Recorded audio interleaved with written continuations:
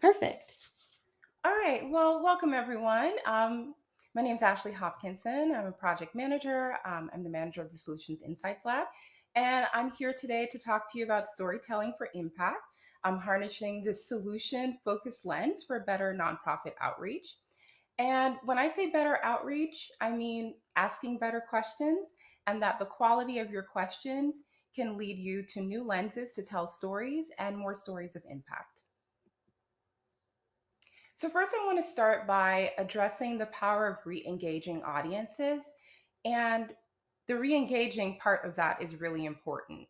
I think we operate a lot of times on the assumption that the work that we do is so important, and because it's important, everyone has the capacity to receive information about it. But the truth is, we are in a world of a lot of information, and a lot of people are overloaded by content. The minute we wake up, there's content everywhere, and so people are flooded with content, and you have to be able to break through the noise. In newsrooms, we refer to this as newsroom burnout. It's where you can literally see an audience dropping off of a news story because they've gotten to the point of fatigue where they have engaged with the story so much that they just start to disconnect from it. But this isn't exclusive to the news business. Even in general with content, when people see the same story over and over, or they feel like, oh, I've heard it before, I've seen it before, they start to slowly disconnect from content. That's content of any nature.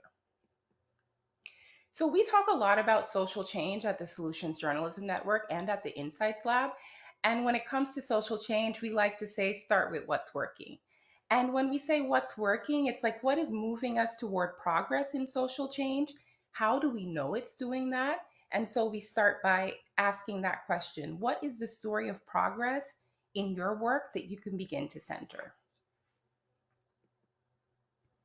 So, I want to talk a little bit about the power of witnessing progress. And to do that, I'm going to read a quote from a great friend of mine. Her name is Jodie Palmer, and she actually talks about news a lot, News Literacy Lab, and she talks about storytelling. And one of the things she said about the power of witnessing progress stuck with me for a long time. Sometimes we do need to see it to believe it. If we are limited to stories of problems and failures, it can be difficult to see beyond them. We become trapped in a limited existence that is defined more by learning from what has not worked than what has worked. The problem with this is it's a slow way to learn. Granted, it provides us with invaluable lessons that may fire us up to want to do things differently, but it's not the kind of information that unlocks our own sense of potential. And I would add to that our own sense of potential to make a difference. So without stories of progress, we're lacking proof. And so we are not psychologically equipped to contribute to the progress ourselves. So when I talk about the power of witnessing progress, that is anything within storytelling. What is working can really help to liberate people into thinking, can this work in my community, in my city, in my country? And that's the kind of thing that pushes us toward progress. So the other thing I want to talk about with storytelling is that narratives educate audiences, and I mean all narratives. So when you are doing anything, whether it's a social media post or it's outreach to your community via a newsletter or it's an actual social impact campaign, think about your content and your storytelling as an education tool. Not just information that you're sharing with people, but information that you're sharing with people that will educate and frame the way they see the world. So, this is a quote from Ida B. Wells. Ida B. Wells was an American investigative journalist, educator. She was an early leader in the civil rights movement. I mean, really deep, impactful work in the United States. And she said something that has stayed with me and has helped me through the arc of my journalism career, which is that the people must know and before they can act, the people must know before they can act, and there's no greater educator to compare with the press. And so, while press is an educator, I would go a step forward to say every form of media is a form of education, and every form of content is a form of education. So, when you're putting content out, you have to think about, well, what am I educating people about? And how am I helping them to connect with this issue in a deeper way? So that leads me to the power of solutions focused storytelling, which is about thinking about what are the responses that are bubbling up to particular social issues and how can I move those responses into storytelling. At Solutions Journalism Network, we believe that this work means critically investigating social responses to social problems in order to highlight the learning from them and also successful approaches. And so covering the problem without addressing associated responses omits critical information necessary for society to create change. This harkens back to what the quote about the power of witnessing progress. Solutions focused storytelling builds fresh and compelling narratives by examining what's working and what's not working. And so I want to talk to you about the ingredients of solutions journalism. We call them the four pillars. And you can think of it in the short acronym REIL, but really it is response, evidence, insight, and limitations. So the response I'm talking about is what is the response to a particular social problem in whatever particular social sector? And how is that response working or not working? What is the evidence that this social response is creating some kind of effectiveness? So we're not just talking about great intentions. I love a good intention. This program intends to help people in education. This program intends to help people in healthcare. But what is the evidence that what is happening is making a difference? And so this could be quantitative evidence, of course, data, but it can also be qualitative. What are the stories that illustrate the impact of this work? And another way to think about solutions focused stories and solutions focused storytelling is about insights. It is something that provides an insight that can help others respond and can also help others integrate similar practices. So, again, it's not just something to inspire people, although nothing's wrong with inspiration, but this kind of work is something that gives people a tool that they can maybe replicate, an idea of how they can incorporate it into wherever they are. And solutions focused stories discuss limitations. So it places responses in context and it doesn't shy away from revealing shortcomings. Now, it's important to understand that shortcomings is not always like just this blanket negative thing. It can be as simple as the program that you're creating is a pilot program and the funding is going to end in a year. So part of your messaging might need to be about what it takes to develop sustainable funding for this particular program that you'd like to lead. So, the Solutions Insights Lab was born out of this idea of what if we took the four pillars of solutions journalism and we integrated those elements from solutions journalism into the Solutions Insights Lab as a form of research to help create social change? So I believe solutions focused stories can help anyone. So journalists, entrepreneurs, innovators, really just bringing people around a common goal and helping them to re-engage with issues that they care about. So helping to re-engage audiences. Because even if you wake up and you think about what girls' education means to you or what technology in schools can do or community healthcare workers, you do you do get to points where you really need to re-engage with the work. So I think it's important to remember that even if you're deeply passionate about an issue and you care about an issue, you can get to the point where you also need to re-engage with the issue. And this is where solutions focused storytelling comes in. So how does this actually strategically work in our workflow?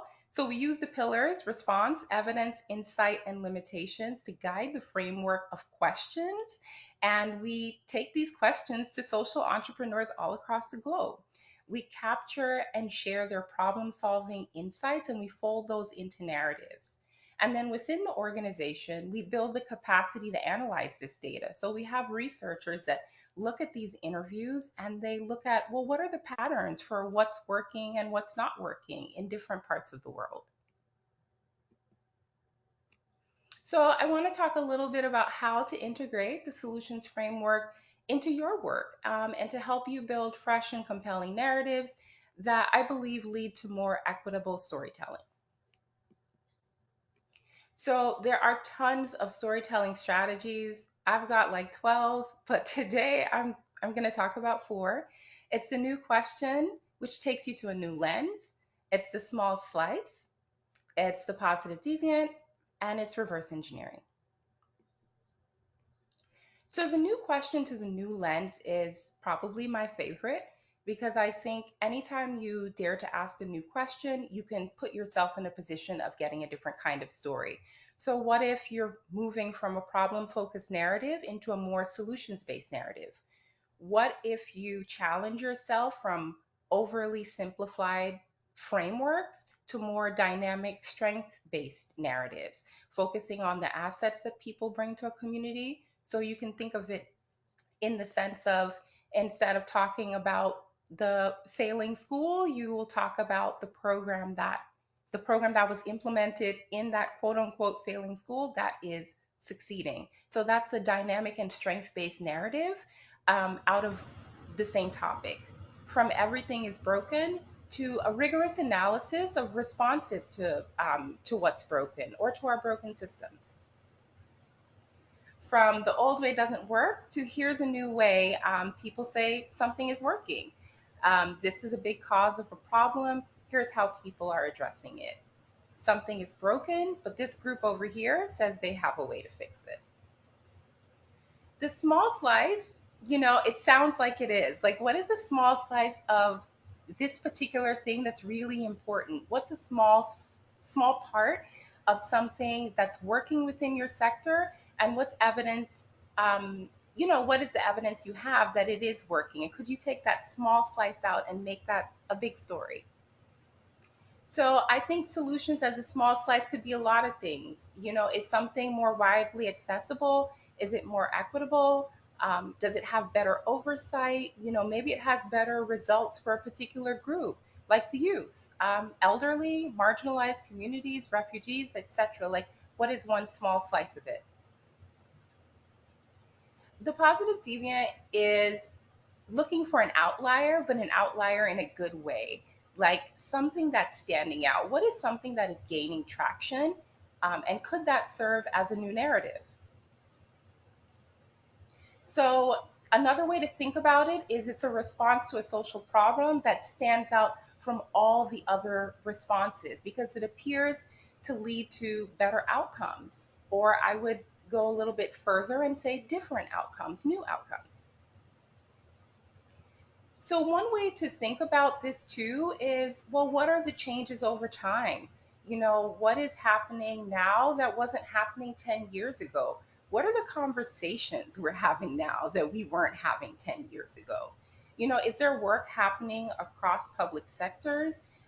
We all have our areas of expertise, and our world is sort of organized in these areas of expertise, but there's a lot of interconnection that can take place between sectors. So, is there something happening in another industry that could be applied to the industry that you work in? Has there been success with innovative ideas that could potentially be tested out in your area? Is there a better outcome for a particular subgroup? And maybe that's relevant. Maybe that is the story in and of itself. So, reverse engineering is deductive reasoning, research, consultation, gaining a deeper understanding of what worked somewhere else and why it worked. And I would go deeper into how exactly it worked. Like, I don't know if you've ever had sort of a meeting with someone and they're talking about something wonderful that's happening. And the entire time you're thinking, like, how did you do this? Like, how did that work? And so I call it turning to your neighbor, solutions from our neighbors. What can you learn from this response? What does that response have in common with, your geography, the sector that you work in? If it was so successful in this particular area, I feel like this is the journalist in me. Like, why isn't everyone doing this? That's not a negative affront. It's just a question. What are the potential roadblocks and challenges of implementing something like this with the age group I work with in the region I work in, with the policies that are in place that might potentially block this as something that could be successful. Is there anything within the blueprint that can be applied to your work? So I'm not going to go too deep into sustainable development goals, but I do want to mention that it can be a useful framework in capturing global priorities where reporting on responses to these issues could add a lot of value. So maybe think about the work you're doing within the context of sustainable development goals. Data is being gathered every day to assess progress on each of these areas. And so that's something that could add to your work. And I think insights might help others respond to progress in these different areas, depending on where they are in the world. And so I'd like to ask you to like take a moment and think about what is the story of you and what is the story of the organization you work for? What is the story of the issue that you champion? What approach would you take? Would you take a small slice? Would you think about solutions that are working elsewhere and figuring out how did they do that? Would you look for the outlier? In your work, what elements would you use to tell it?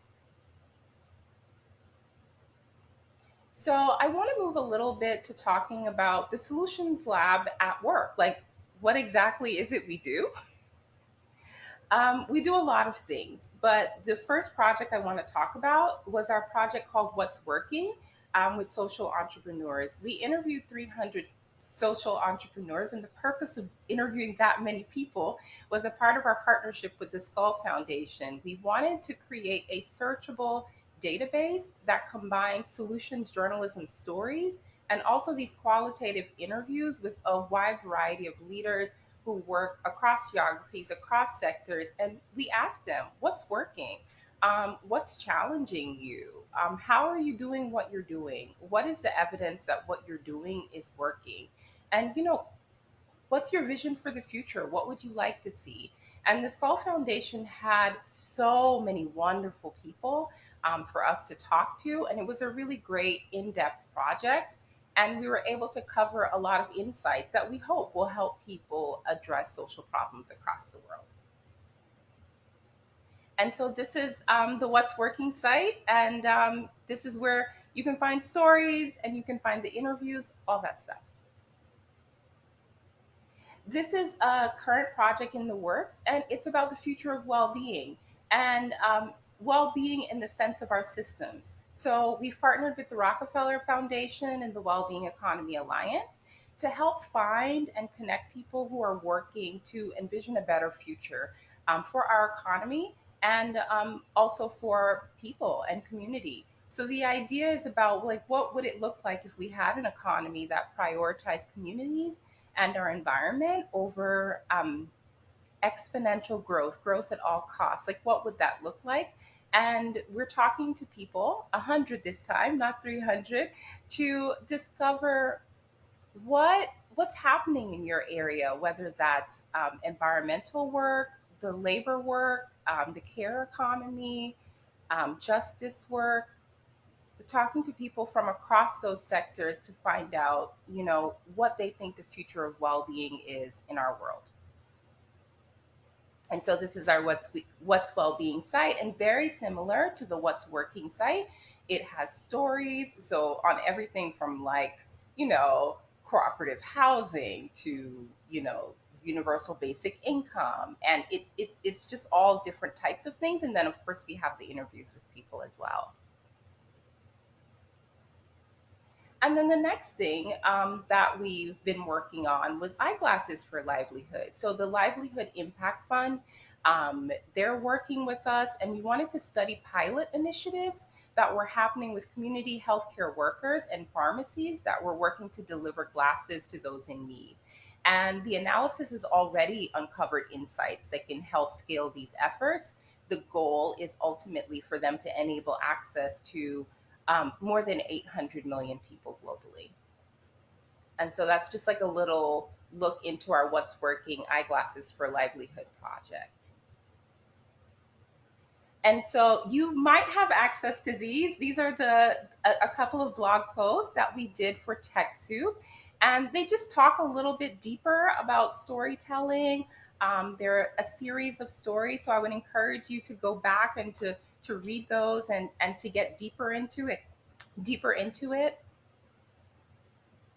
And before I close, I just want to say something, a little bit of advice. Like when we talk about storytelling, I just want you to like start where you are. Like this isn't about grabbing a blank page and, I don't know, calling it the happiness corner or the progress corner. It's just about beginning to ask better questions, deeper questions, more rigorous questions. um, Edit and interrogate your own hypothesis. What are you learning in your sector that's changing the way you're working? What, mistakes have you made or challenges that you have faced that have changed the way you work? And could that take you to a new story? you know, Asking different questions.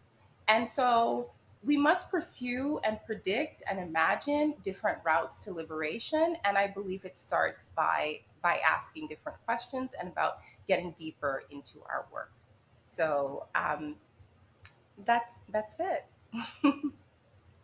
Wonderful. Thank you so much, Ashley. You not only give us lots to think about, but also to rethink in terms of what we take for granted when we tell a story and how we're reaching audiences and so forth. And actually, if I could ask you to keep your presentation in slideshow mode, we've received a request from a few participants to go back to the second to last slide with the links to our collaborative series so that they can take a look and copy those links to share with their colleagues. And again, if you haven't already done so, I invite you all to share your questions for Ashley in the questions box. You can drop them in at any time, and we'll see how many we can get to in the remaining time. And to get us started, Ashley, you've invited us to think about the story of our respective organizations and which of the four approach out of the 12 that you shared with us we might use to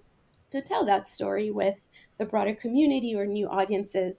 And I'd love if you could talk a little bit about also the Solution Impacts Lab origin story and particularly what it was that compelled the Solutions Journalism Network to start this sister initiative and why a focus on nonprofit and social impact organizations.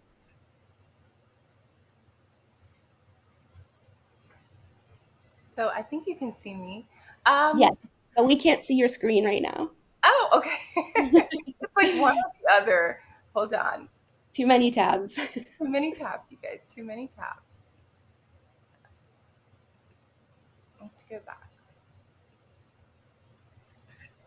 Okay. So that's a great question, and I would say that one of the things that actually moved us toward doing the Solutions Insights Lab was we were thinking, okay, well, we're doing all of this work within the field of storytelling. We're training newsrooms, and we're doing a lot of work through these pillars of um, what are the responses, what's the evidence, what's the insight and the limitations, and maybe asking these deeper questions within the field of social entrepreneurship is something that can get us um, to learning more about the work that we do, and then that work can spur more social change because people will learn what's working in different areas and how people are overcoming the challenges that they're facing in their particular sector. We also hope that it would unlock patterns and trends, and that those will be things that could accelerate social change as well. And we found that we're having some success with it. So that was the impetus to starting it. Like, what would it be to sort of ask these questions, to take them out of storytelling in the media capacity and to move them into qualitative research, and to move it into a space where we could examine questions within that context. Absolutely, very important, absolutely. One participant writes, I would like to hear more about the tools we could use to engage our audience. The death, quote unquote, of Twitter has had an impact on our ability to reach people with our content. Facebook and Instagram are also declining. We have a monthly newsletter that generates plenty of interest, but it has a lifespan of about 24 hours. Do you have any suggestions for how to overcome some of these emerging barriers? Yeah, I think a big thing is that we really I think because sometimes we so naturally connect to stories, that we forget that this is something that other people connect to as well.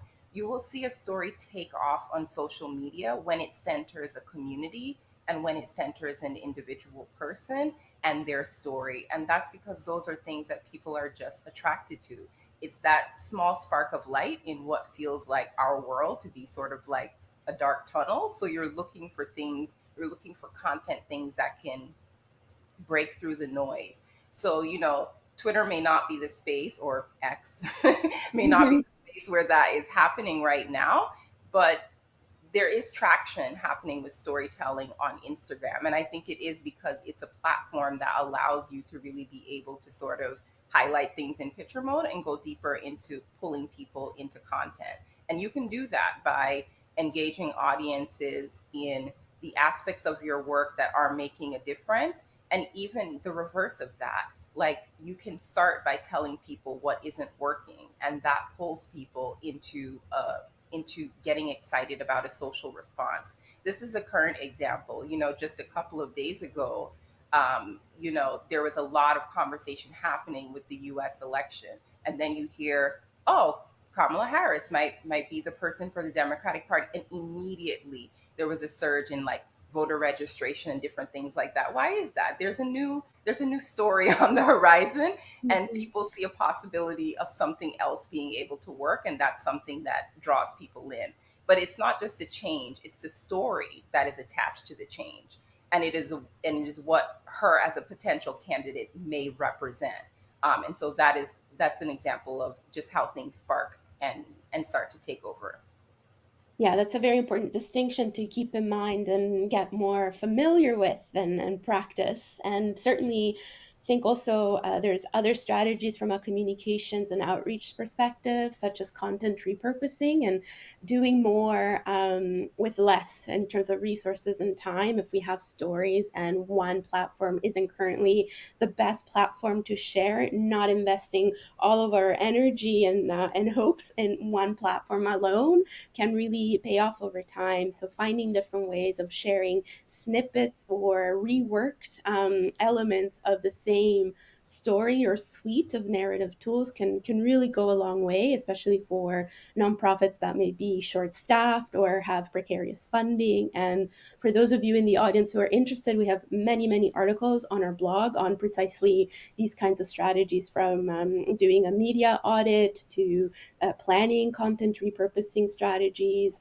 developing an editorial calendar, all of these other ways of thinking a little bit more expansively about your online and social media presence, and ways that you can maybe inject new sparks of inspiration and energy in your own storytelling and outreach efforts. Now, another question for you, Ashley, what would you say are the biggest obstacles or difficulties in getting started, shifting from this problem focused narrative that it seems to be so dominant to the emerging solutions based one? One of our participants asked in particular, do you have other examples of this shift happening in practice, or maybe other case studies you're especially excited about? Yeah, I think what happens is that, part of our natural tendency, we do have a bit of a negativity bias. It's not a critique of the human race, but it's just part of our makeup. And so a way of overriding that is asking yourself, what is anyone doing anything about this, is something that has always pushed me into covering responses to things, because you see something come up over and over again, whether that's in your news feed or even within conversations within your sector. You might be having the same conversation over and over again, and then you internally can ask, is anyone doing anything about this? And that's something that can kind of lead you to getting different things, getting different ideas, and covering things more from the response aspect. And in terms of how I see it happening, I see it mostly happening after the point of disengagement. And I know that's not great, but usually if there's like a break in people seeing like, oh, people aren't really engaging with our content, people aren't really reading these things or clicking on these things? How can we connect better to people? And it's not always from the perspective of this needs to be a particularly positive thing. It just needs to be a grounded thing, because that's the thing about solutions. It's not necessarily something that is going to solve all the problems. People will still need housing tomorrow. They will still be food shortages tomorrow, and very deep, you know, problems that feel impenetrable. But there are things that are coming to the surface, those sort of small sparks of light. And so I've seen it happen where after a story doesn't get as much traction as it needs to, people start to naturally move into the other area of covering things more from the solutions focused lens. And what I'm saying is that you don't need to wait for the point of disengagement from your own audience, or just people not connecting to your work. You can start to look for those things and to engage with those types of stories by simply for asking of yourself, what are the stories of impact in my own area, and how would I actually explain this to other people? So that's mostly how I see the shift happening. Absolutely. Another participant asked a question with regards to what you were addressing at the beginning of the presentation, the sort of attention fatigue or the overload of information, right, that we are all subject to. But it's not just about readers or audience members finding stories. Sometimes that also comes from the fundraising side of things. So the question is, we're competing for our donors' attentions across many media. How do we work to get these stories out to as many people as possible? Or put another way, what format would you recommend that would be best for sharing our stories and care models, successes with donors or other subscriber communities that could be turned into supporters over time? Yeah, so that's a good thing. I think, you know, I think funders like numbers, like how many people are you Mhm. going to help? Where is this, what is this going to do? But I think that it's always important to remember from the storytelling for impact aspect that there are always people connected to whatever number it is that you think is the most significant. If this is going to help 40% of people, there is a first name and a last name attached to that. There's a human attached to it. And so I think, even though funding largely sometimes there's a lot of excitement around this could change something for 1,000 people or 1,500 people, to always remember that what people actually connect to is the story of that impact. So who is the one in the 1,000? What's that person's name? Can you profile that person? Can that person become the start of a newsletter that you have? And so you talk about, I don't know, Rebecca Smith and what this might make a difference to the life of Rebecca Smith. And then you have all the data that surrounds it.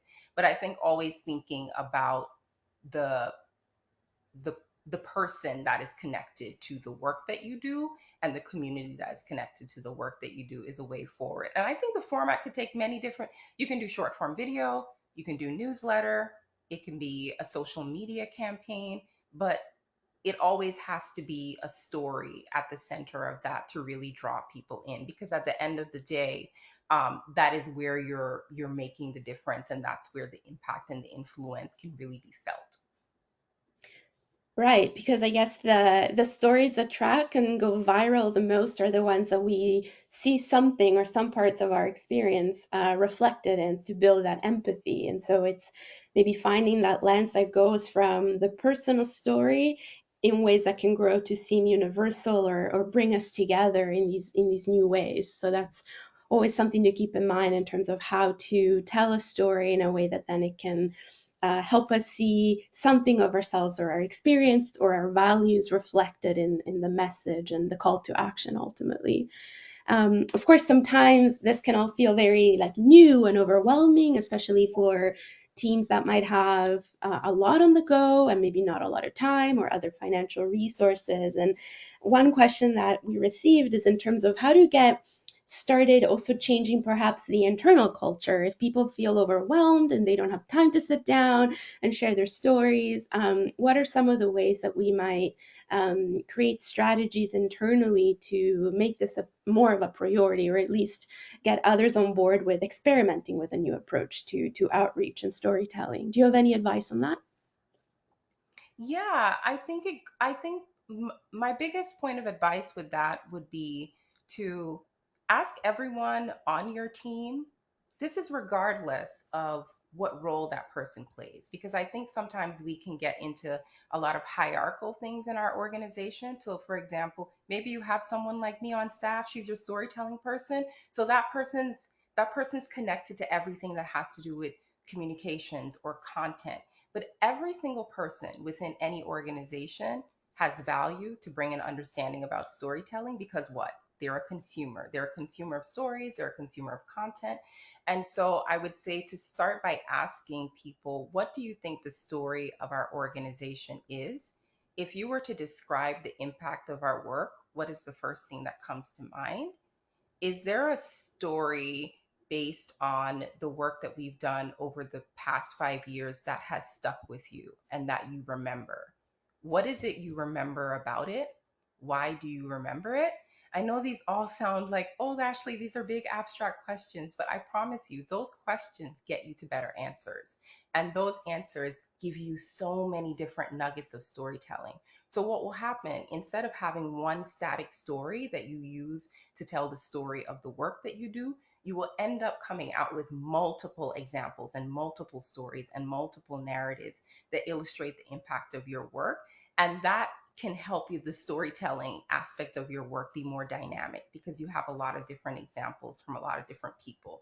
So I think start by asking people those three questions. What is the story of our organization? If you were to describe the impact of our organization in the story, what is it? Is there something that has stayed with you over the course of the time that you've worked here that comes to the surface? What is that, and why is it that came to the surface for you?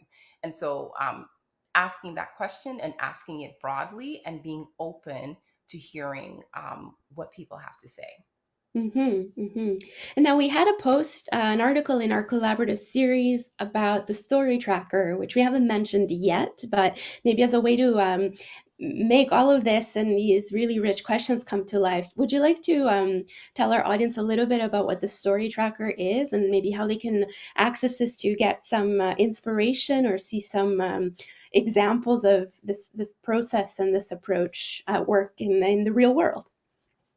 Yeah, so the Story Tracker is a huge database of solutions focused stories.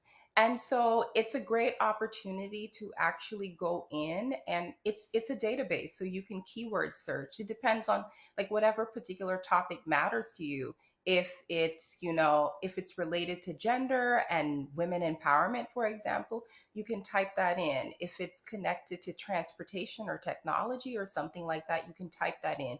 And what will come to the surface? It will be responses to particular issues or problems within that sector globally. So you'll see a repository of stories pop up about how people have addressed transportation issues in the UK, in the global south, maybe different parts of different cities and what they're doing, what innovations are helping, what policies were in place to support that. So the story tracker is really this just encyclopedic space where you can find stories that were written about responses to social problems all across the world. And what I love most about it is that you can keyword search, and you can search by language, you can search by sector, and that this really allows you to see how these stories are told and what actually are the stories of progress across all these different areas. It really is a wonderful tool and very inspiring, but also hope giving. So I encourage all of you to check it out. You can search for the story tracker online, and it will come up. And watch out because you can spend hours on that Yeah, website. you'll So be on it for a really long time. And that's also like a general tip. Like part of it is start to consume content where people are talking about responses to social issues. That will start to help you frame ways to tell stories of impact, whether in the short form or the long form. You'll start to see the way anecdotes are framed. You'll start to get an understanding of how you can frame the story of a community or a person, even if it's a very difficult issue and it's a very painful issue, you can frame it in a way that audiences can tap into it and engage with that content and want to be a part of the change that you're a part of. perfect segue to my next question, which I'll divide in two parts. Okay. Um, Because I know sometimes some of the more experimental and savvy nonprofits out there are already experimenting and pioneer new approaches to storytelling, often also in partnership with journalists and other professional storytellers, let's call them that.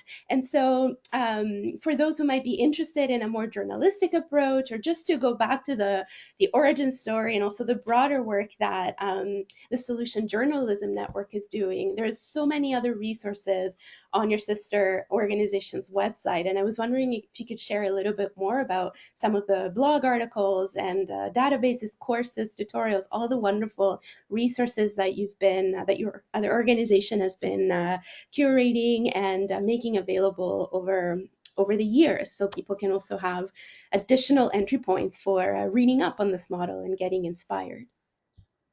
So we have a YouTube channel. You can definitely go there and like I think the videos are great because the videos allow you to see the impact of what this approach does for people who are storytellers. And so of course in that space it's largely people who work in production, they work across newsrooms.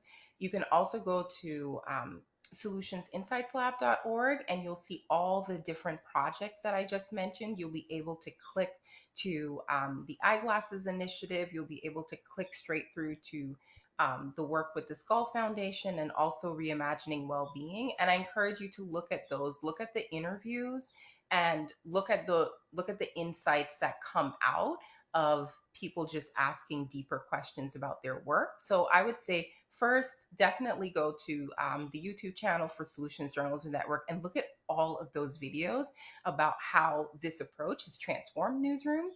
And then I encourage you to go to the lab and click on the individual projects and see the insights and the patterns that have come out of just asking people about their work and how it has spurred sort of innovation by just being able to see what is working for people in different parts of the world and what they're learning from the work that they're doing.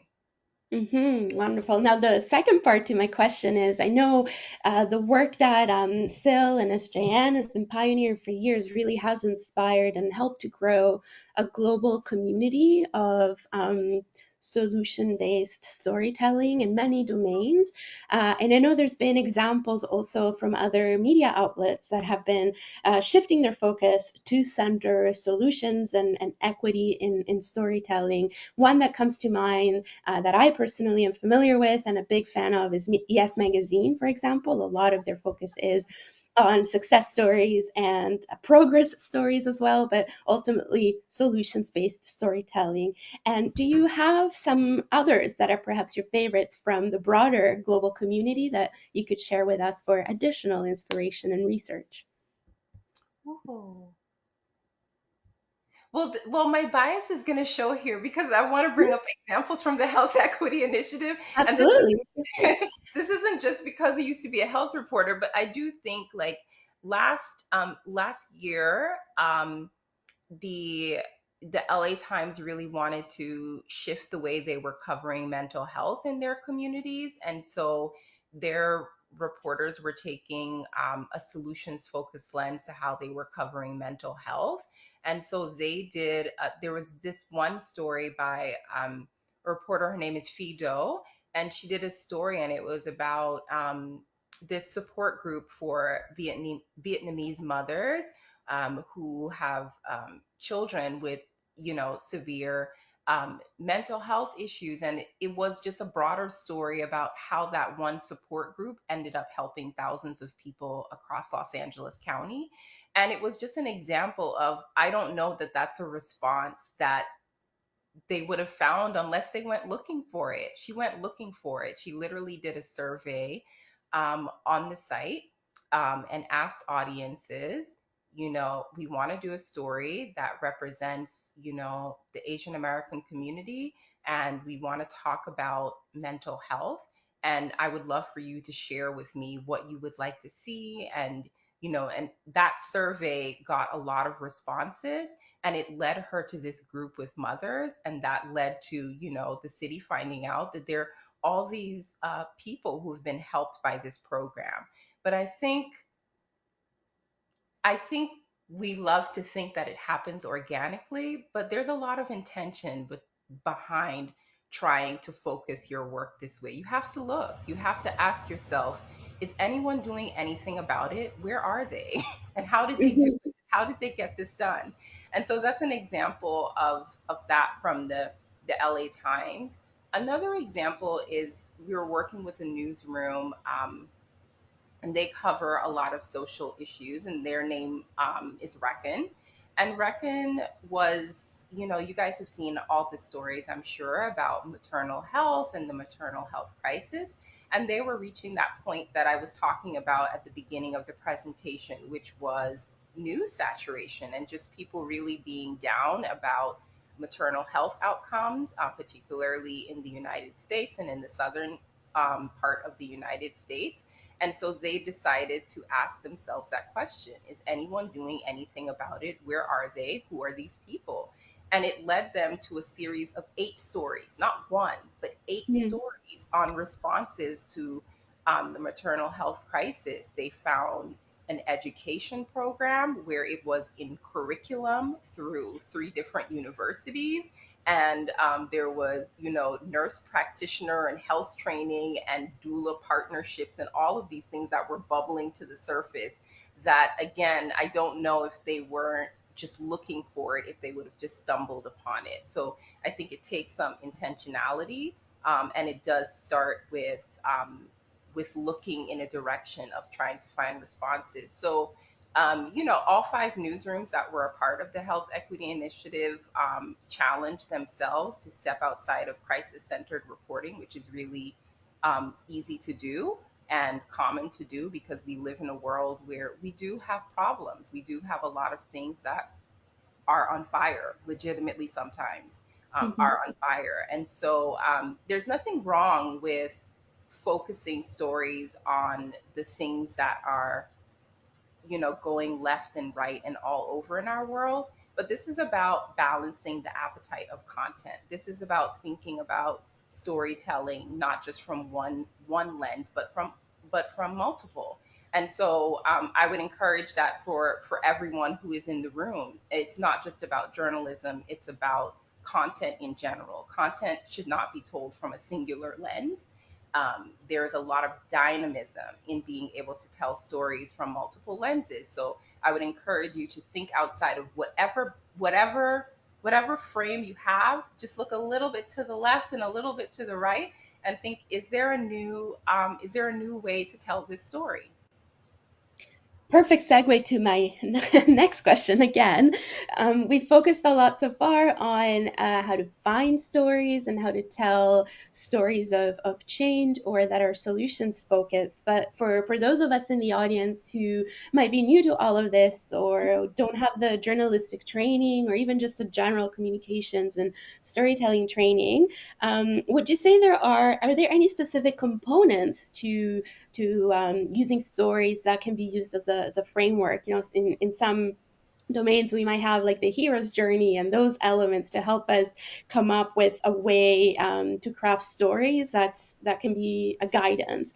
If we wanted to start today, in addition to the pillars that you've shared with us, are there other foundational elements to think about when trying to write a good, compelling, accessible story?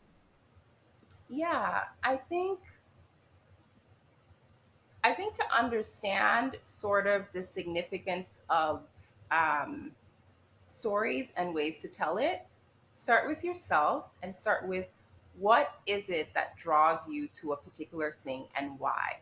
It I know it sounds like a broken record here, but I promise you those questions will take you somewhere. So if you like a particular film, even if it's film, even if it's narrative, what about that narrative arc did you like? You'll notice things about storytelling. So a film can start by focusing on an individual and then it broadens out to a bigger issue. Or you can start with a big issue and then it comes down to the individual person. So I think start where you are, start with what you like about particular stories. So it's beyond news, it's beyond journalism, it's in film, it's in documentaries, it's in podcasts that you like. What do you like about it, what draws you to it? And you'll likely find that it's a particular connection to the human experience and somebody's story that has drawn you into it. I think I lost the root of the original question, but No, it makes sort of the building blocks of a good story. Is there some sort of framework that is known to those who maybe have a bit more formal training in storytelling that others can start to learn more about? But I think you've covered some foundational elements already. And to build yeah, on your answer from before, you talked about intentionality, and so I think that's also a key element. And when we interrogate ourselves over what is compelling to me about a certain story from an organizational perspective, I might add, it's also what do we want other people to know, and what's the intention behind this attempt at sharing a story and communicating. So also keeping a goal in mind, or a desired outcome, or a key message that you'd like to really come across, and then maybe using that to start experimenting with different approaches and see which ones resonate the most, and then understanding why they work. and I want to say it's not, the main difference is, these stories aren't hero stories.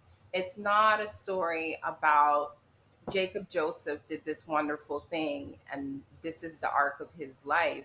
It's about what is this particular thing that this person did and how is it showing up in the community, like how is a particular response serving a large group of people. So it's not the story of an incredible founder, although they're incredible founders. It's not the story of the incredible head of a movement or of a community organization or of a community garden. It's not that story.